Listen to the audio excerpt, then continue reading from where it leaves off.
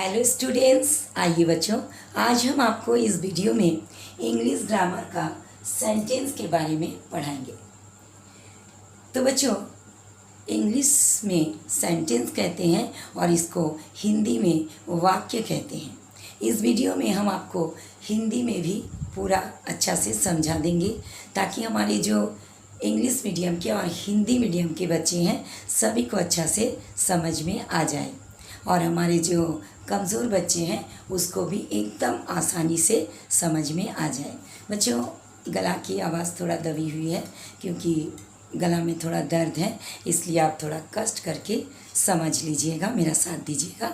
हम पूरी तरह से आपको समझाने का कोशिश करूँगी। हिंदी में जो वाक्य चैप्टर हैं उसको हमने अपना चैनल में अपलोड कर दिए हैं। अगर आपको उस वीडियो को देखना है तो आप ज़रूर से ज़रूर देख लीजिएगा। आज का वीडियो में हम चलिए आपको समझाते हैं सेंटेंस क्या होता है। A sentence is a group of words put together in a certain order giving complete sense. इसका मतलब है शब्दों के ऐसे समूह जो एक निश्चित ढंग से क्रमबद्ध हो तथा पूर्ण अर्थ देता हो, उसे ही हम सेंटेंस कहते हैं। मतलब बच्चों, सेंटेंस जो होता है वो सिर्फ अगर ग्रुप ऑफ वर्ड्स होगा तो उतना ही काफ़ी नहीं है। वो क्या होना चाहिए? वो क्रमबद्ध रूप में, एक क्रमबद्ध रूप में, यानी उस जो वर्ड्स को हम लिखेंगे उसका एक क्रमबद्ध होना चाहिए और वो पूरी तरह से उसका मीनिंग होना चाहिए। अगर उसका मीनिंग नहीं होगा तो उसको हम क्या कहेंगे? सेंटेंस नहीं कह सकते हैं। पूरी तरह से उसका अर्थ होना चाहिए, यानी वर्ड्स को हम ऐसे सजा कर लिखेंगे क्रमबद्ध रूप में जिसका मीनिंग हो। जैसे देखिए, for example, Mohan is an intelligent boy. तो ये एक सेंटेंस है क्योंकि इसको क्रमबद्ध रूप में सजा के लिखा गया है और इसका एक सार्थक शब्द भी निकल रहा है। अब मान लीजिए हम और एक एग्जाम्पल लेते हैं। इज अ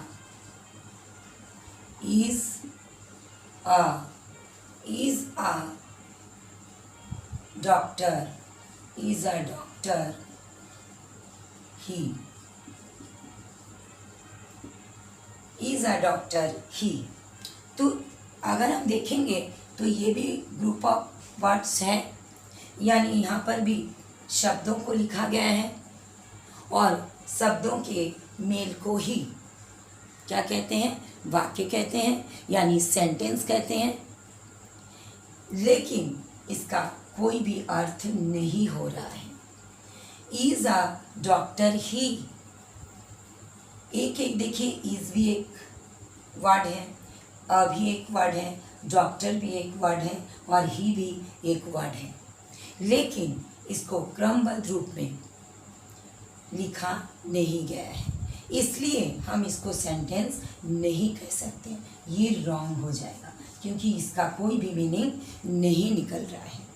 अगर हम इसको इस प्रकार लिखते हैं, he is a doctor, he is a doctor, अब इसको हम एक सेंटेंस कह सकते हैं क्योंकि अब इसका मीनिंग हो रहा है, वह एक डॉक्टर है। मोहन एक बुद्धिमान लड़का है। Mohan is an intelligent boy. Mohan एक बुद्धिमान लड़का है, यानी जिसका मीनिंग निकलेगा उसको हम सेंटेंस कहेंगे। सिर्फ अगर ग्रुप ऑफ वर्ड होगा, यानी सिर्फ शब्दों के मेल को ही हम वाक्य नहीं कह सकते हैं, उसको एक निश्चित से क्रमबद्ध रूप से लिखने होगा जिसका फुल्ली मीनिंग निकलेगा, यानी पूरी तरह से उसका अर्थ होना ज़रूरी है, तभी उसको हम एक सेंटेंस कह सकते हैं।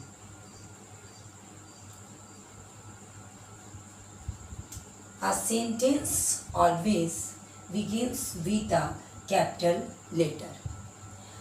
शब्दों का ये समूह कैपिटल लेटर यानी बड़े अक्षर से शुरू होता है। जब भी हम कोई सेंटेंस लिखते हैं तो उसका पहला जो अक्षर होता है, पहला जो लेटर होता है, वो कैपिटल लेटर यानी बड़े अक्षर से शुरू होना चाहिए। A sentence ends with a full stop, ये फुल स्टॉप का मार्क है। a क्वेश्चन मार्क, ये क्वेश्चन मार्क है।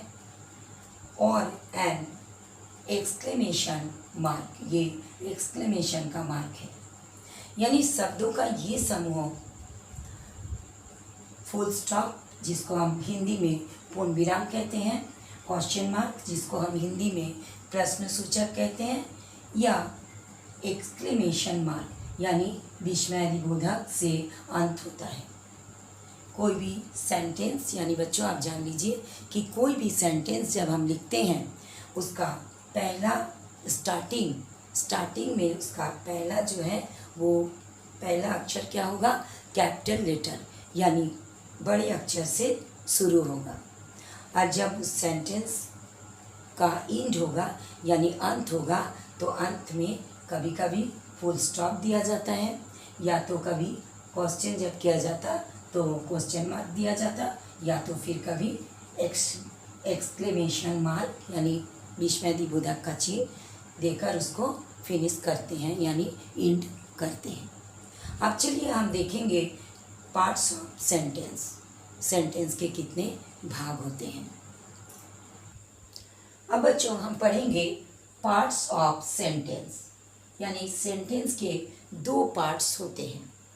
पहला फर्स्ट है सब्जेक्ट, जिसको हम हिंदी में उद्देश्य कहते हैं, और सेकंड है प्रेडिकेट, जिसको हिंदी में विधेय कहा जाता है। तो चलिए बच्चों पहले हम सब्जेक्ट के बारे में जान लेते हैं।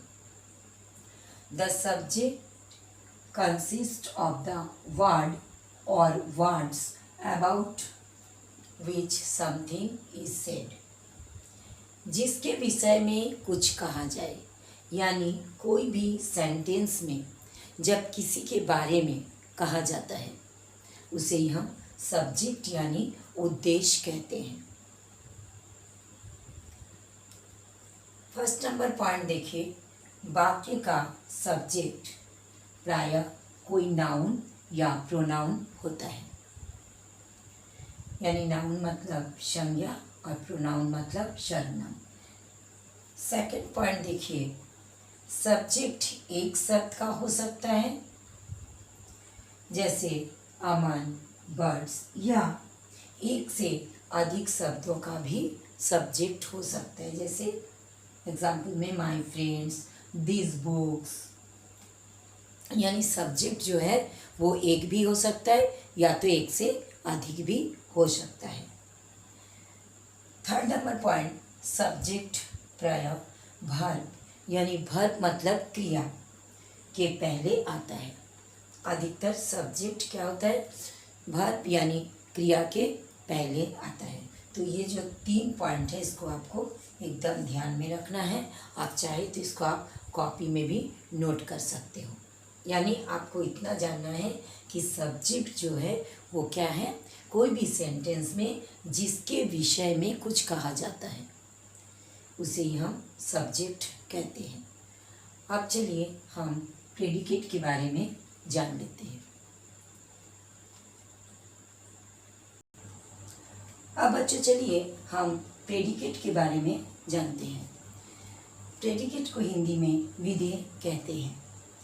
The predicate consist of what is said about the subject.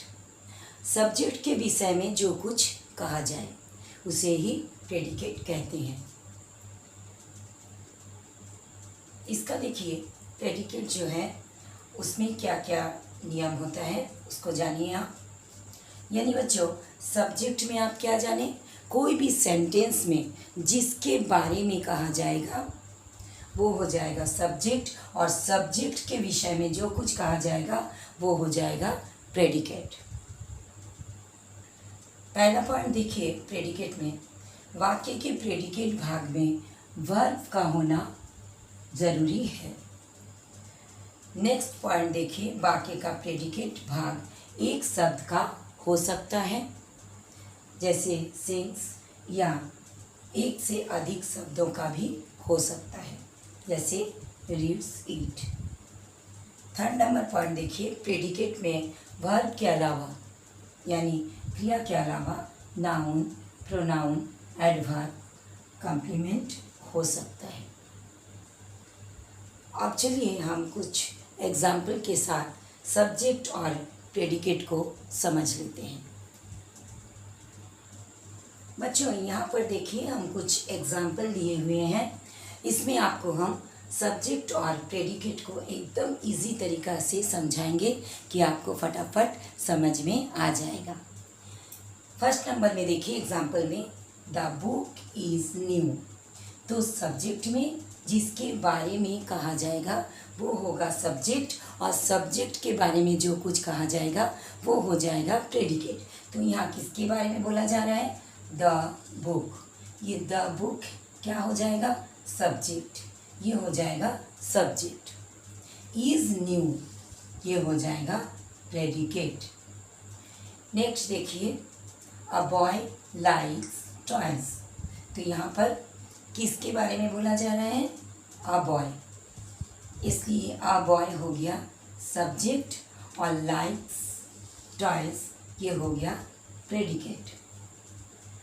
Next देखिए थर्ड नंबर में, आई एम अ गर्ल। यहाँ पर किसके बारे में बोला? आई।